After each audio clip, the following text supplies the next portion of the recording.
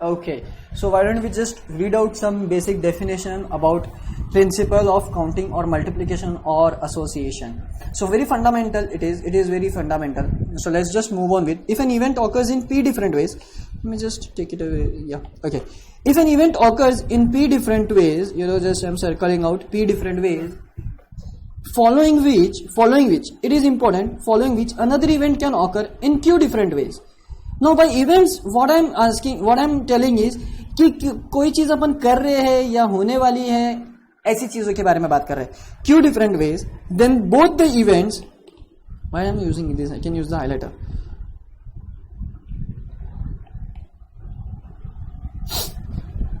Yes, एक event हो रहा है P डिफरेंट वे में, उसको फॉलो कर रहा है दूसरा इवेंट Q डिफरेंट वेज में. Then both the events in the given order can occur in P into Q ways. Together उनके कितने तरीके हैं साथ में होने के, तो वो कितना है P into Q ways, P times Q ways. And why is it? It's because of dependency. In other words, let's just come on to the next paragraph. In other words, one operation can be performed in P ways exactly, and corresponding to each one of these P ways, हर एक अलग अलग P ways के लिए another operation can be performed in Q ways. ये सब बातों का मतलब अभी तुमको अपने को एग्जांपल्स में समझेगा. So then the two operations together can be performed in P times Q ways. अब ये तुमको यही बात मैंने पिछले सेशन में बोली थी, जब तुमको थोड़ा अजीब लग रहा था, अभी भी थोड़ा अजीब लग रहा है, but you will get along with it. Yeah, so just stay still and relax. वो क्या बोल रहे हैं कि इफ कोई चीज P वेज में हो रही है और उसके करस्पॉन्डिंगली उसमें के हर एक P वेज के लिए कुछ अदर डिफरेंट ऑपरेशन हो रहा है, वो डिफरेंट ऑपरेशन Q तरीके में हो रहा है. Q तरीके में मतलब कुछ और वेज में हो रहा है, Q डिफरेंट वेज में. देन ये दोनों ऑपरेशन के साथ में होने का कितना चांसेस है, कितने वेज है, चांसेस नहीं बोलूंगा मैं, कितने वेज है, P इंटू Q वेज है. सो इसको अच्छे से समझते हैं. ये प्रिंसिपल ऑफ मल्टीप्लीकेशन है, principle of multiplication in which these two are dependent on each other. ये एंड ये डिपेंडेंट है, dependent. Okay, they are dependent on each other. तभी principle of multiplication role play करता है. Let's just take an example. उन्होंने क्या बोला है कि अमित हैज 5 पैंट्स. ओके, ये तो अपना ही एग्जांपल है, कॉमन, बहुत फेमस एग्जांपल है ये. 5 पैंट एंड 6 शर्ट. उससे भी एक कॉमन एग्जांपल है सेटिंग अरेंजमेंट वगैरह वगैरह के, सब बहुत सारे ऐसे, तो क्योंकि वर्ल्ड मूव्स अराउंड, या history repeats itself. In how many ways can he go to college with different combinations? Simple, सिर्फ 5 पैंट पहन के तो जाएगा नहीं, सिर्फ 6 शर्ट पहन के तो जाएगा नहीं, सिर्फ 6 शर्ट पहन के तो जाएगा नहीं. He will have to wear a pant and a shirt together. So अगर पैंट पहन के जाने के उसके 5 डिफरेंट तरीके हैं, मैं इस भाषा में बोल रहा हूं, उसके पैंट पहन के जाने के 5 अलग अलग तरीके हैं उसके पास में, और उन 5 पैंट्स के लिए, हर एक पैंट के लिए उसके पास में कितने अलग अलग शर्ट्स है पहनने को? 6 अलग अलग शर्ट्स है. See, in other words, if one operation, मैं सेकंड पैराग्राफ फिर से रीड कर रहा हूं. If one operation can be perform in P ways, one operations can be performed in P ways, corresponding to each one of these P ways, another operation can be performed in Q ways, then 2 operations together are performed in P into Q ways. We won't go into the very theoretical stuff, but in order to understand more precisely and more have a clear picture, we'll have to. So how many different combinations do I have? It's very simple. I have 5 pants and I have 6 shirts. So I have 30 ways or 30 different combinations with me. मेरे पास 30 अलग अलग तरीके हैं जिनको मैं पहन के college जा सकता हूँ. A blue pant, a blue shirt, a black pant, a black shirt, matching सब. Red pant, red shirt, yellow pant, yellow shirt. वो तो बहुत बकवास कॉम्बिनेशन हो गया.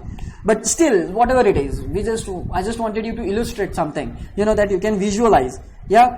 So that is how it is. Principle of multiplication. Let's just go for the next example, to get more clear picture. There are 4 subjects in a class. Okay, in how many ways can the timetable of a class for the first 3 periods can be formed? Okay, timetable, अरे बाप रे, ये तो कितने बार करते हैं अपन पढ़ाई के लिए. टाइम टेबल फॉर्म, अपन अपना खुद का टाइम टेबल फॉर्म करते, स्केड्यूल फॉर्म करते कि चलो आज के तारीख में इतना पढ़ेंगे, कल इतना पढ़ेंगे, परसों इतना पढ़ेंगे, करते नहीं है वो बात अलग है, but still we just make the time table, that is what we always do. Okay, so अपने को अब क्या बताना है, we have 4 subject with us, इसमें से अपने को टाइम टेबल बनाना है। टाइम टेबल कितने सब्जेक्ट्स के बनाना है, लेकिन सिर्फ 3 सब्जेक्ट्स के लिए। Okay, so like I don't have to draw the line. Okay, so 4 subjects है, 1 2 3 और ये 4, लेकिन अपने को इसका काम नहीं है, we just need to fill the 3. So मेरे को बताओ पहले पीरियड, पहला सब्जेक्ट को पहला पीरियड कितने सब्जेक्ट्स के लिए अवेलेबल है? ये पहला पीरियड हो गया, ये दूसरा पीरियड हो गया एंड ये तीसरा पीरियड हो गया। ओके, सो पहला पीरियड कितने सब्जेक्ट्स के लिए अवेलेबल है? 4 सब्जेक्ट्स के लिए अवेलेबल है। जैसे ही पहला पीरियड यहां पे फिक्स हो जाएगा, पहला सब्जेक्ट पहले पीरियड पे फिक्स हो जाएगा, अब मेरे पास में नेक्स्ट पीरियड के लिए कितने सब्जेक्ट्स बचेंगे? एग्जैक्टली 3 सब्जेक्ट्स बचेंगे, है ना। एंड देन अगेन जैसे ही यहां पे इन 3 में से कोई एक फिक्स हो जाएगा सेकंड पीरियड के लिए, मेरे पास में थर्ड पीरियड के लिए कितने सब्जेक्ट्स बचेंगे? 2 सब्जेक्ट्स, एग्जैक्टली। देखो तुमको भी आ रहा है, जो अगर सोच रहे होंगे वो, तो जो नहीं सोच रहे होंगे देन इट्स ओके, अभी आ गया तुमको, here it is 2, is simple as that. और क्योंकि ये सब्जेक्ट का आना इस सब्जेक्ट के ऊपर डिपेंड था और इस सब्जेक्ट का आना इसके ऊपर डिपेंडेंट था, इवेंचुअली ये सब एक दूसरे के ऊपर डिपेंडेंट थे। और जब डिपेंडेंसी आ जाती है तो तब मैं क्या करता हूं, मैं मल्टीप्लाई कर देता हूं सारे वेज को, और मैं मल्टीप्लाई करके आंसर ले लेता हूं। See that simple it is. क्यों आप मल्टीप्लीकेशन ऑपरेशन परफॉर्म कर रहे हैं? लेट्स से तुम्हारे पास में 4 सब्जेक्ट है, maths, Hindi, English and let's say science. So पहले पीरियड ये चारों सब्जेक्ट के लिए ओपन रहेगा। सो लेट्स से यहां पे हो गया, पहला पीरियड मैथ्स को नहीं देते, इंग्लिश को देते, ओके। अब अगर इंग्लिश यहां पे फिक्स हो गया तो आउट ऑफ 4 कितने बचे? इंग्लिश तो गया भाई, बचे कितने भाई? 3 बचे ना, तो 3 सेकंड पीरियड के लिए अवेलेबल है। जैसे मैंने समझो अब मैथ्स ले लेते, चलो मैथ्स यहां पे फिक्स कर दिया मैंने, तो अब ये मैथ्स कट गया, बचे कितने? 2 सब्जेक्ट, हिंदी और साइंस। इन दोनों में से कोई भी एक यहां पे आ जाएगा,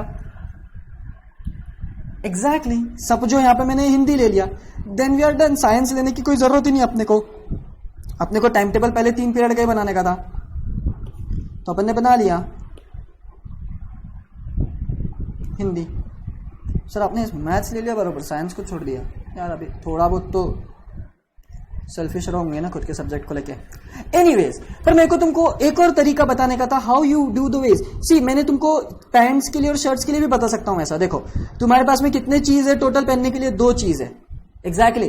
तुम्हारे पास में अगर 5 पैंट्स है पहनने को और 6 शर्ट है तुम्हारे पास में पहनने को, let me just write down it above, you know, यहाँ पे पैंट्स आएगा, यहाँ पे शर्ट्स आएंगे। You have 5 pants and you have 6 shirts, since वो डिपेंडेंट एक दूसरे पे, यू हैव 30 वेज।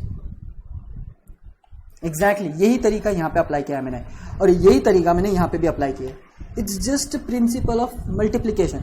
क्यों मल्टीप्लीकेशन? क्योंकि ये डिपेंडेंस है। देखो यहां पे समझ रहा है आपको कि डिपेंडेंट है वो। और थोड़ा सोच के देखो, ऐसा हो रहा है क्या कि एक तो ये पीरियड होगा, या तो ये पीरियड होगा, या तो ये पीरियड होगा? नहीं, पीरियड तीनों होने वाले हैं, पढ़ाई तीनों की करनी है, पूरा टाइम बैठना है स्कूल में। I know that's bit tough, but बैठना तो पड़ेगा ही, बैठे तो थे ही तुम, exactly. So that is why multiplication compulsory आ जाता है, डिपेंडेंसी आ जाती है, exactly. Let's just give another example, you know, और अपना एग्जांपल क्लियर हो जाएगा फिर। ये last example, oops. From among 36 teachers in a school, 1 principal and 1 vice principal are to be appointed. How many ways can this be done? Simple. Very simple. See, 2 seats खाली है, एक principal की और एक वाइस प्रिंसिपल की। You know sometimes people, ये actually principal होता है, अभी प्रोनाउंसिएशन डिफर करता है country to country, people to people, place to place, state to state, classes to classes. Anyways, so there are 2 slots. One slot is for principal, another slot is for vice principal. You know, just now. Okay. So how many teachers are there for this slot? 36 teachers. So पहला slot principal का कितने teachers के लिए खाली है? 36 teachers के लिए खाली है.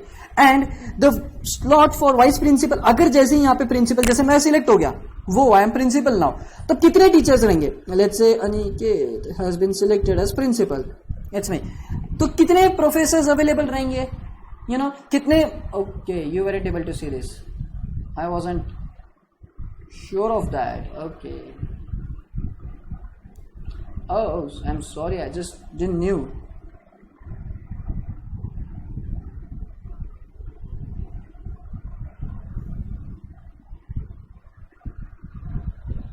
So I guess you didn't miss any much. Anyways, if you have missed it, you know, you can now see it, okay? Still you are missing it a bit. I'm really sorry for that, I didn't knew. Okay, yeah. So where we were was, अपने को 36 teachers में से एक school में principal and vice principal select करना था. तो there are 2 slots for the people, एक प्रिंसिपल के लिए और एक वाइस प्रिंसिपल के लिए. So if I select, how many peoples are there जिसके लिए प्रिंसिपल का स्लॉट खाली है? 36 टीचर्स का. And I am just repeating it, just so as to cover it, and उसमें से समझो किसी एक का सिलेक्शन हो गया, एंड दैट्स अनिकेत, वो मेरा सिलेक्शन हो गया है. नाउ अब मेरे को ये बताओ कि how many people are available for vice principal slot? Only 35. Yes, you have guessed it correctly. And since यहां पे जैसे ही एक टीचर सिलेक्ट होगा, वैसे ही यहां पे एक सिलेक्ट होगा.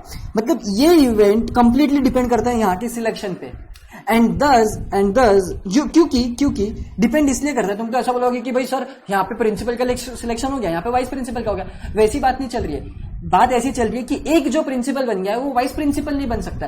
सो वो पर्सन डिपेंड करता है, वो पर्सन बहुत डिपेंड करता है. और in such case you do the multiplication, and whatever the multiplication turns out to be is 1260 ways are there, so that is how you do the process of multiplication. A fundamental principle of multiplication or counting, or you can say association. When an event is dependent on other event, you do this calculation in this way.